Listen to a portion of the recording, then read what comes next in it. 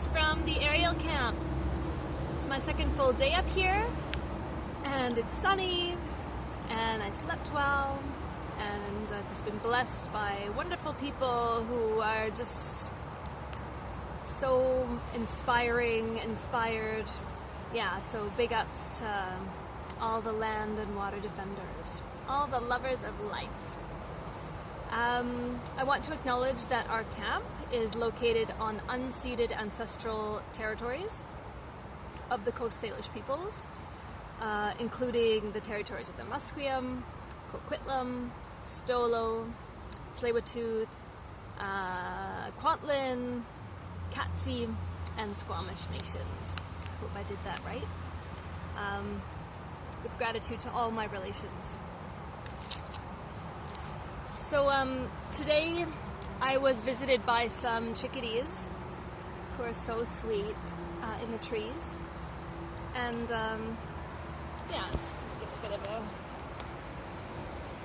this wonderful woodland above Holmes Creek, and reflecting on, you know, why I'm up here, and I just web of life and biodiversity. That's a really meaningful thing for me anyway. So I just want to talk a little bit about that. So, you know, we are all part of a web, actually. Everything's connected. All forms of life are connected and dependent on each other. So basically, when we care for other beings, we care for ourselves. And that's why we might as well care for other beings as though they were ourselves. Exchanging self and other is a very profound practice. I highly recommend it to anyone. It's challenging, but it's so beautiful. So just to make it concrete, you know, we know that whales regulate the climate. There's a wonderful video narrated by George Monbiot by Sustainable Human on YouTube. Whales regulate the climate. Wild bees pollinate everything. We take them for granted. We don't even know that there's so many bees out there, but they do so much for us. At the end of the day, we need them more than they need us. And that's a real point of humility that I think we can all kind of remind ourselves every day. So you may recall I'm up here as part of a big effort to stop Trans Mountain expansion, which is a pipeline sending bituminous crude to markets that don't really exist anymore. The social license for this project does not exist. It's basically being forced through a colonial capitalist model, disregarding Indigenous sovereignty and land rights, and making a big mess of things as well. There's oil spills that are constantly happening, and of course the insurers are backing out. One of the tar sands companies, Athabascan Oil, is about to go bankrupt. So, like, we need to just stop this now. Enough. Keep it in the ground. So on the theme of biodiversity, you know, the tar sands are in boreal peatland, which is like the most amazing carbon sink on the face of the planet. You know, it rivals the Amazon.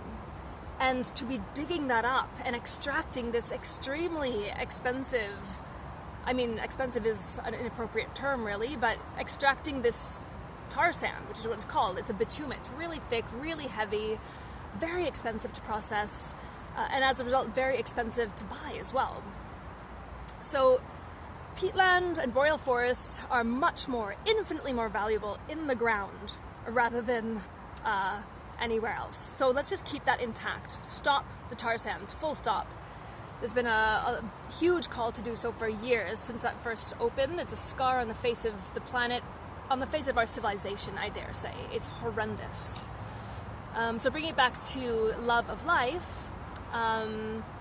and biodiversity, we're also in an extinction crisis right now. Don't know if you know, I didn't really make it in the big news, but the news doesn't cover much today anyway of great meaning, other than car crashes and what have you. So I just wanted to point out that a big issue on pipeline construction as well is habitat loss. And the biggest driver of extinctions these days is habitat loss and land use change.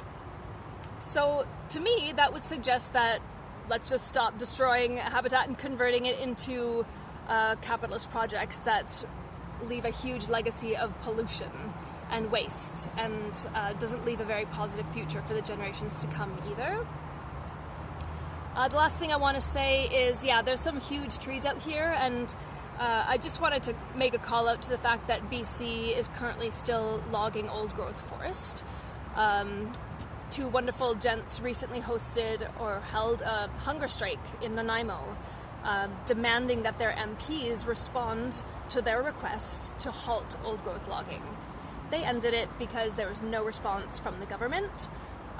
Old growth is so valuable and similar to peatland, like huge carbon sink, massive benefit to the climate regulation and just the biospheric regulation of the planet, similar to the Amazon.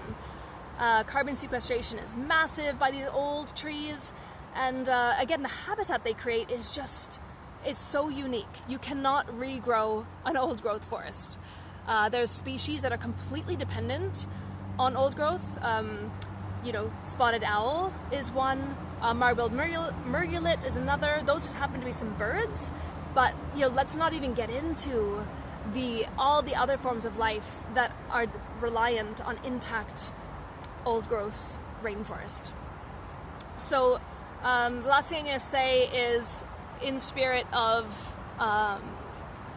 supporting the ending of old growth logging, I shaved my head. Because you know what? Hair grows back. Old growth does not. Peace and solidarity with my brothers and sisters. I see you.